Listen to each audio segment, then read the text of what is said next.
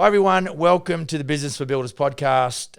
Welcome to you if you're in YouTube land. My name is Max Peterson. I'm the CEO of Smith & Sons Remodeling Experts. Today is a super special day. I have what I would call a good friend in the studio with me today. He has just got on board with Smith & Sons as a general contractor right here in Vernon, British Columbia. And he has just gone through 4 days training, and it was a very impromptu decision to try and roll into a podcast with him at such late notice. I've got several staff that have beers in hand just like we do.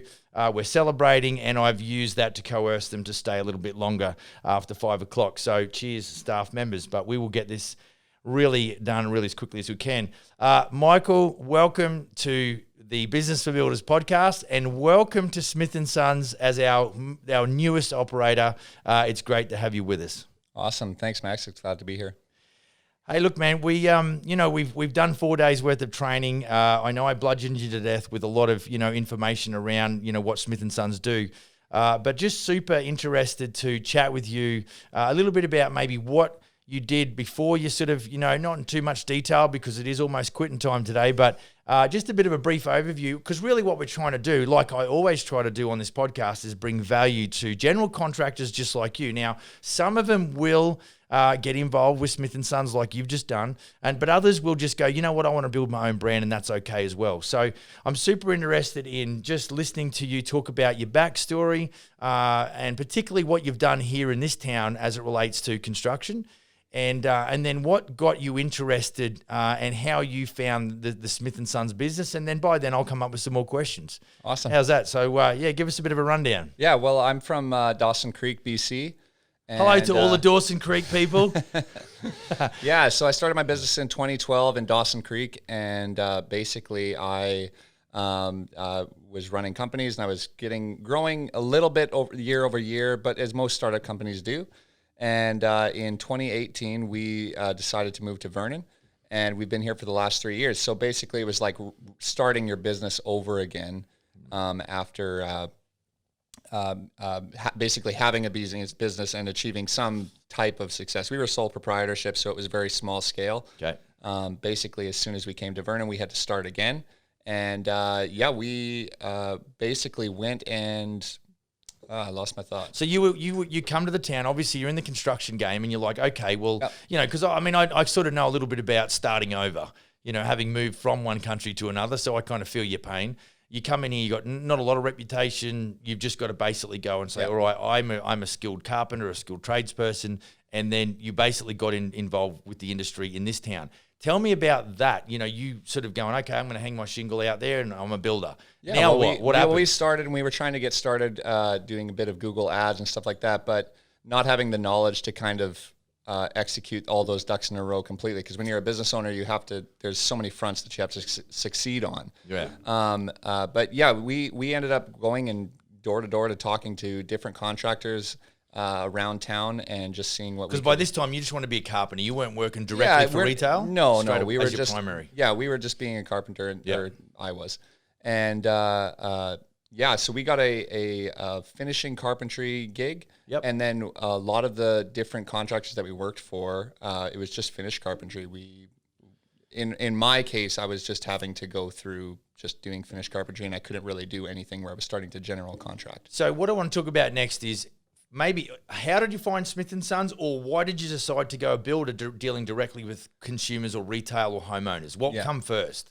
You found Smithies first, or you were doing work for customers first? Well, I think I talked to Smithies basically when kind of in the first few months that I came here. Right. But it was whatever. So you had a bit of a moment where you were in contact. You essentially walked into this office. Let's cut to the chase. And that was in response to an ad for a carpenter or a project consultant or project superintendent or whatever. Tammy, actually. Right. Okay. There you go. So then what? So, okay. So let's say you've been doing 2 or 3 years of construction, as a finishing carpenter.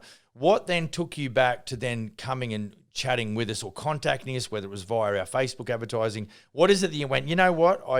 I'm going to go and chat to those folks and see what's up. Well, basically, I came across, obviously with everything that's happened with COVID, our business was not doing as well as we had hoped. And so we were kind of still just just getting some jobs, but not really making it. And so we had seen an ad pop up on Facebook, and I had just chucked my information at it, and it was about half an hour later, and you rang me up on the phone. Boom. And that was Sorry it. about that. No. But it was surprising to have such a response that quick, I think late in the day. Right. Or I'm not sure. Maybe I filled it out in the morning. Can't remember. Who knows? Doesn't matter. Okay, and so what were you looking for? I mean, what is it that, you thought, well, I think these guys might have it, but I don't know? Well, 3 years ago, we had seen on the site that there was something about them building with builders.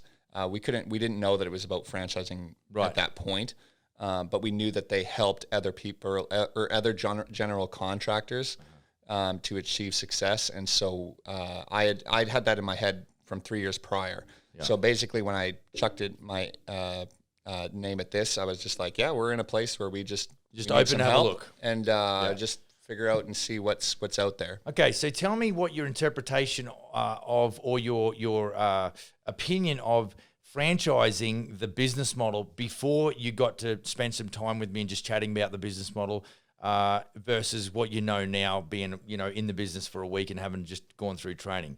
Can you compare the two?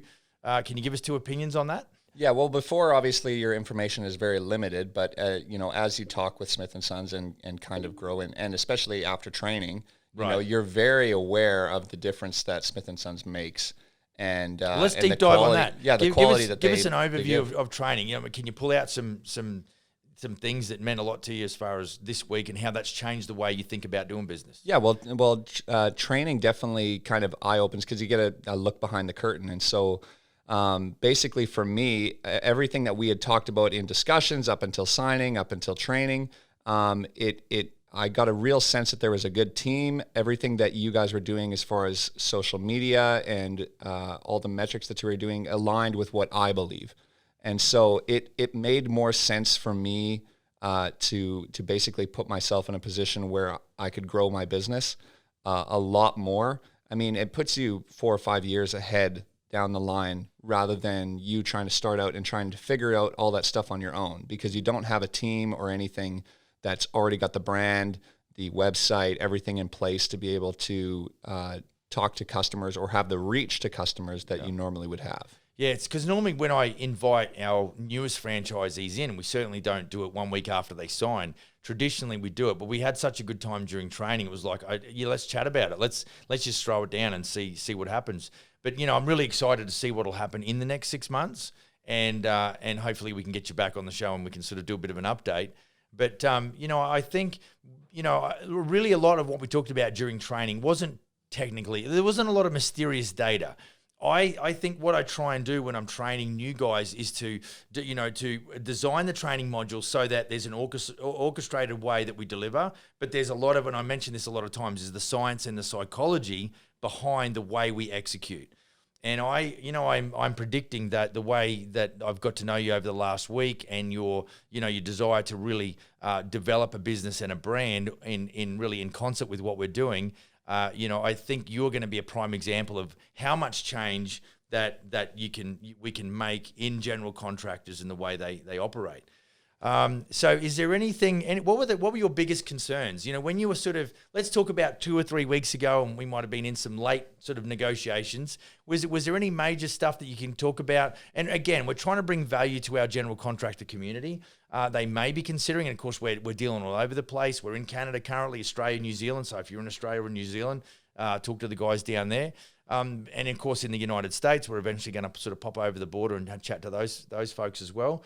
But is there anything that you were concerned about back then? Because I've often said this. It's like if I knew then what I know now, it would have been super easy to make the decision. Is there anything that you know now that as you were sort of in the negotiation phase, chatting with me about the business, that now it's all kind of been put to rest? Any one thing that stands out? Right from when you start talking about negotiations or whatever you would want to call them, you're just getting to know the person on the other side. And business is a lot more about who you're basically going to start doing business with, and if you want to move forward with that. So I gave that a lot of thought. I talked to my family, consulted them, because I got to make sure things are good there. It's never good to make a decision just purely alone. Sure. And But yeah, as the more that we talked and the more that we had relationship and meetings and things like that, it was putting to rest more of the, I don't know, I didn't have too much anxiety, but more of the questions that I had about the business model and how you achieve those goals, the integrity and honesty with which Smith and Sons does that. It was, as soon as we went through training, it was like no brainer for me. Once we started going through that, there's just so much more value that you're adding to customers and that you're adding to my business. And overall, it just is, it's one business helping another business, and you have more satisfied customers after that. Yeah, we talked about in training, it's the cumulative effect of both the general contractor and Smith & Sons working together with a common goal that will create an exponential outcome much greater than if they both did their separate things alone. 100%. You know, I think that there's no question that Smith & Sons as a brand and as an operation is really can't do it without our general contractor community.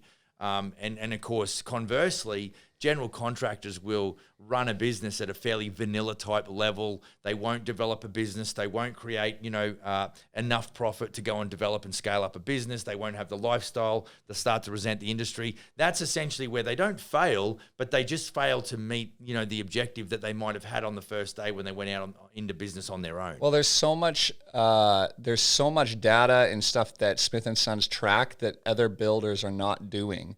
And it really just propels both of your businesses to a higher standard, a higher level when when you're engaging with customers and when you're it's just better. Yeah, and I think the predictable nature of running a building company shouldn't be any different to, let's say, a McDonald's or an A&W. It should be there's a brand, here's a menu, here's a standard operating procedure, and this is the outcome. And really, that's what we're trying to do in Smithy. So you would have noticed during training that everything, it was systemized. Everything was in writing. It was documented. In other words, it just means at a point where you're having to learn so much new stuff on the fly, or to begin with, but over time, what we're trying to do is move to that unconscious competence where you just do naturally what we're trained you to do. And then the outcome of the business result is that you start developing, you move from a self-employed person to more of a business ownership type role. Yeah. And that's exactly what we want. Any final words? Well, yeah, no, I'm just happy to be here, and I'm looking forward to working with the teams. That's another thing that, is just, there's such teamwork that everybody, when we all succeed, it's better for business.